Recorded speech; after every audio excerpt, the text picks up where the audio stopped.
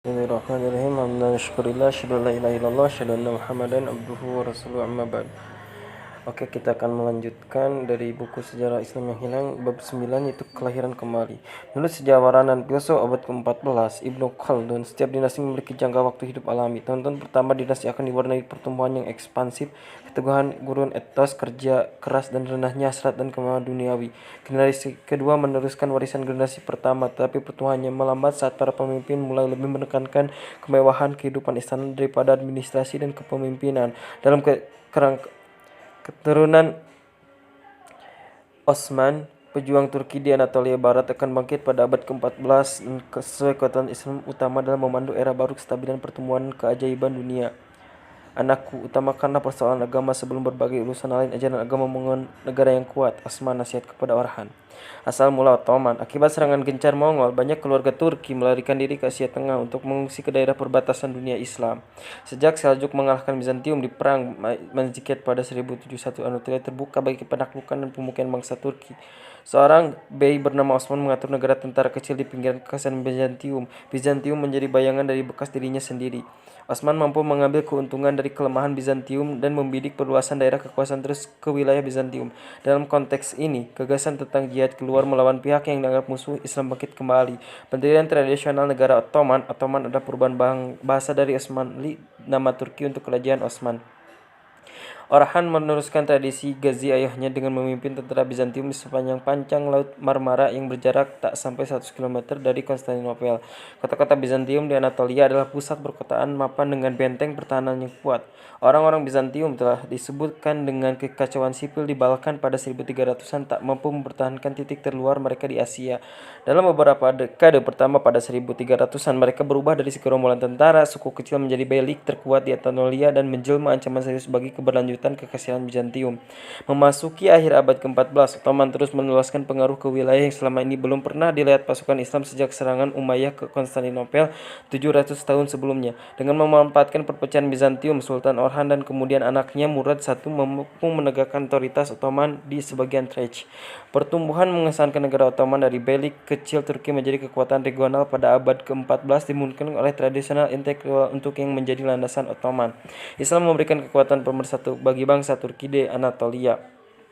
Karena Ottoman memberikan penekanan pada tradisi Islam, hukum perang Islam pun berlaku. Tradisi tersebut berlanjut di bawah Ottoman yang sepertinya yang sangat toleran terhadap penduduk non-muslim di wilayah kekuasaannya.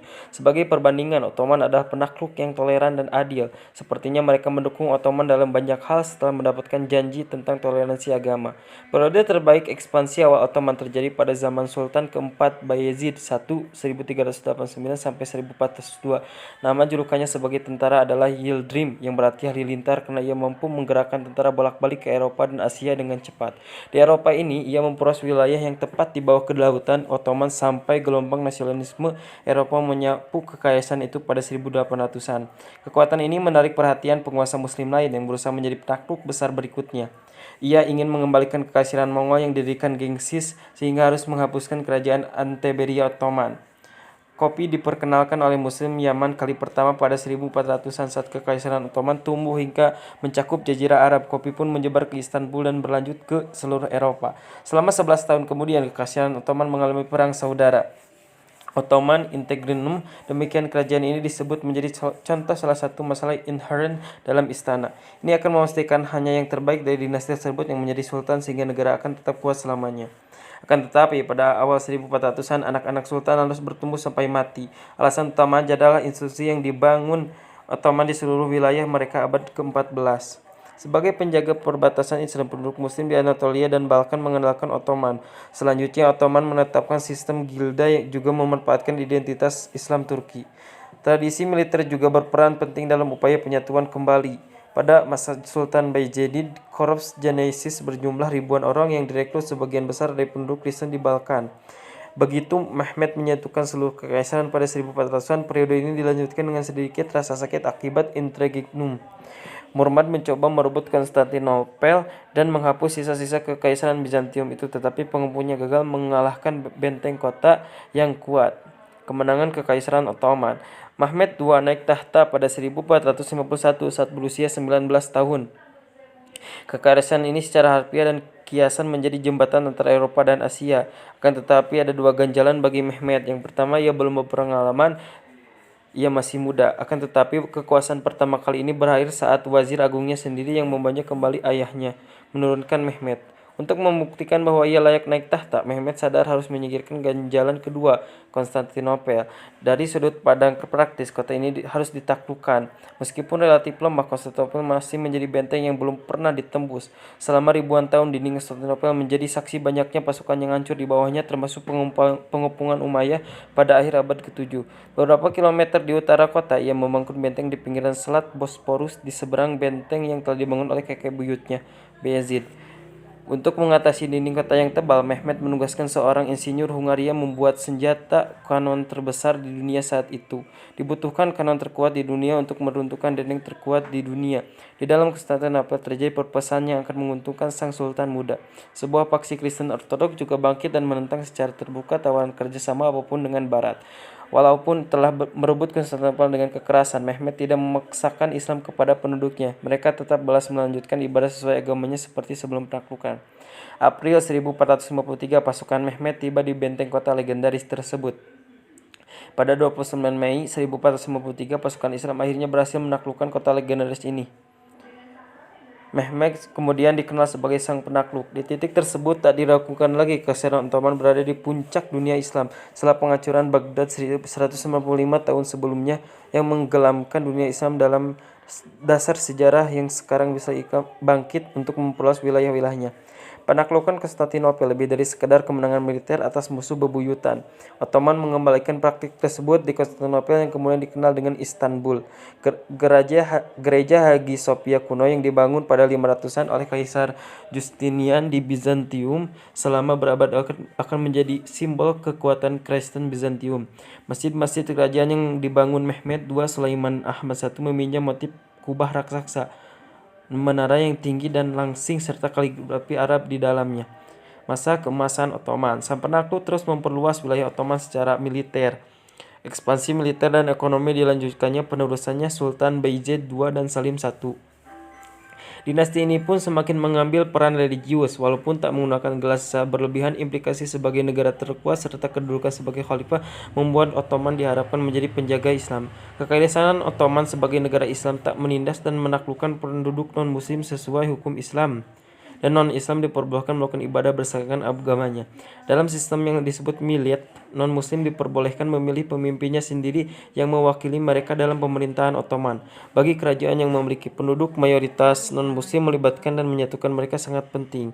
Masa keemasan negara Ottoman tak diragukan lagi terjadi pada 46 tahun masa kekuasaan Sultan Sulaiman dari 1520 sampai 1566.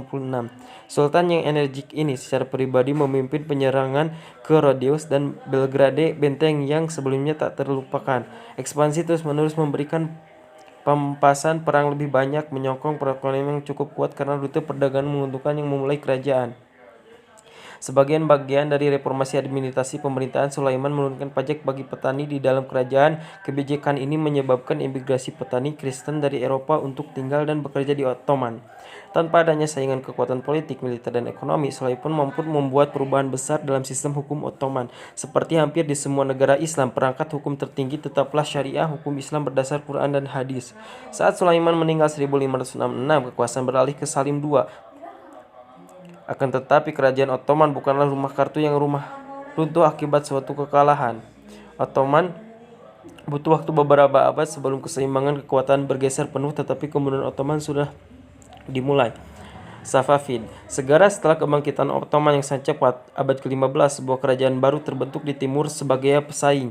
Pada awal ke-11, kincir angin digunakan sebagai pompa air di irigasi di Persia. Setelah kemunduran dan kejatuhan kerajaan timur pada 1400-an, Persia memasuki periode anarkisme politik. Walaupun sebagian besar masyarakat Persia tergolong Sunni sejak penaklukan pada 600-an, gerakan Syiah mulai berkembang di utara dengan dipimpin Sufi Turki yang dikenal sebagai Safavid.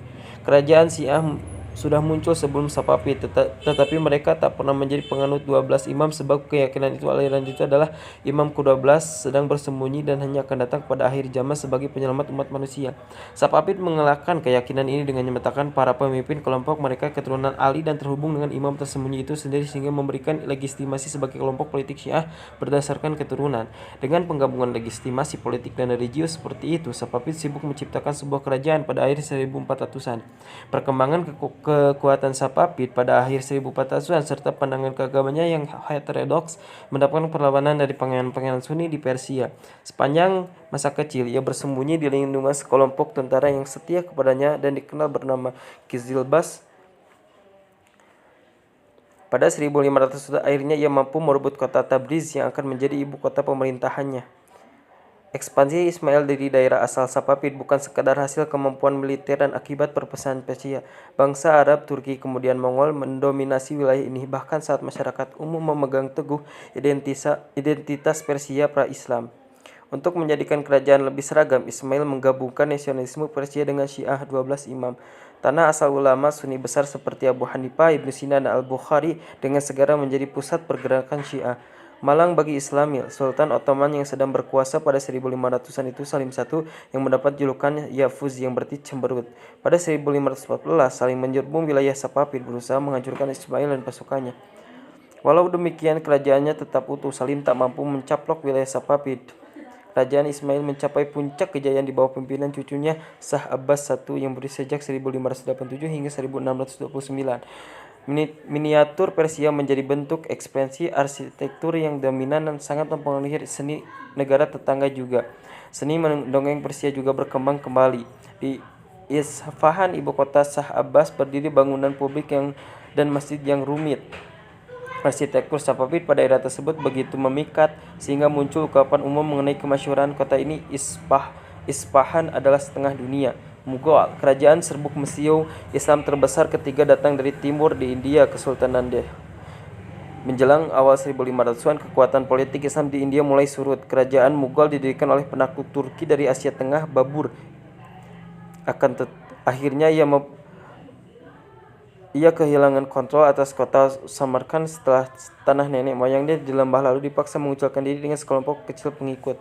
Ia malah mengalih perhatian ke seberang pegunungan Hindukush dan masuk ke India. Pada akhir abad ke-16, kerajaan Mughal memperluas jangkauannya hampir ke seluruh anak benua India. Urdu, bahasa yang umum dipakai Muslim India, menunjukkan pengaruh Arab, Persia, Turki, dan India. Nama bahasa ini berasal dari bahasa Turki, Urdu, yang berarti pasukan. Karena camp pasukan Turki inilah 4 bahasa tersebut tercampur. Tak seperti nenek moyangnya Timur yang menyerbu India tetapi tak pernah mendirikan kerajaan yang bertahan lama. Negara Babur di anak benua akan bertahan selama berabad-abad. Mirip seperti kerajaan Ottoman yang sejaman, kerajaan Mughal menyatukan beragam manusia dan tradisi. Seorang murid arsitek besar Ottoman, Mimar Sinan, pergi ke kerajaan Mughal untuk terlibat dalam pembangunan Taj Mahal yang legendaris. Suasana percampuran budaya mencapai puncaknya pada masa Kaisar Akbar. Intelektual, ia giat mendukung cendekiawan tanpa memperhatikan latar belakang budaya dan agama mereka. Akbar lalu merumuskan teori keagamannya sendiri yang dalam pikirannya dapat menjembatani kekosongan antara berbagai tradisi. Ulama tradisional Islam merasa tersinggung dengan tindakan Akbar serta menyatakannya sebagai hujatan dan keluar dari batas-batas Islam. Penguasa penerus merencanakan jalan kembali ke Islam tradisional. Ia terkenal atas ketidaksetujuan terhadap pembangunan Taj Mahal oleh ayahnya Shah Jahan. Maka dari itu ia mengumpulkan ratusan ulama hukum Islam untuk mengerjakan solusinya. Dalam hubungan dengan non-muslim, Kaisar Anugerah telah mencapai reputasi modern sebagai raja fanatik dan tidak toleran. Akan tetapi, alasan dibalik penghancuran itu harus dianalisis untuk memahami penguasaan jenis apa ia dan secara umum bentuk kekuasaan Mughal itu sendiri. Kuil-kuil yang dihancurkan Aurangzeb berhubungan dengan pemberontakan politik yang dipimpin pejabat kuil pada masa kekuasaannya, terutama dengan terbentuknya konfederasi Marta yang muncul pada 1600-an. Jadi, dalam pandangan kerajaan Mughal abad ke-17, penghancuran kuil bukanlah penindasan keagamaan melainkan pertahanan politik. Salah satu bahaya penelitian sejarah yang dangkal dan harus dihindari dalam dunia yang penuh politik sekarang ini adalah membebankan konflik politik modern sebagai warisan dari tokoh-tokoh zaman dulu. 3. Kerajaan Mesir. Secara bersama-sama, Ottoman, Safavid, dan Mughal dikenal sebagai kerajaan Mesir. Mereka berkuasa dengan tatanan baru di dunia Islam. Ini membuat mereka tampak lebih mirip, bukannya berbeda. Seorang muslim mungkin bisa berpergian pada 1600-an dari semenanjung Balkan, melintasi tanah Arab menuju dataran tinggi Iran, dan melintasi pegunungan Hindukush untuk masuk ke anak benua India tanpa merasa asing. Kerajaan Ottomanlah yang kali pertama memanfaatkan Mesiu dan meriam dalam skala besar, kemudian segera diikuti Safavi dan Mughal. Yang paling signifikan bagi dunia Islam modern adalah pandangan tentang persatuan Islam yang tampaknya tak lagi layak. Ada beberapa surat dari Sultan-Sultan Ottoman yang ditujukan kepada Raja Mughal dengan gelar Khalifah Amir Amirul Mukminin, yang berarti pemimpin mukminin. Ada pula yang paling terkenal terjadi pada pemerintahan Sultan Abdul Hamid II dari Ottoman pada akhir abad ke-19, tetapi saat kerajaan Mesir ini bangkit, kegunaan kerajaan Islam melesat. Sekian dari bab 9. Assalamualaikum.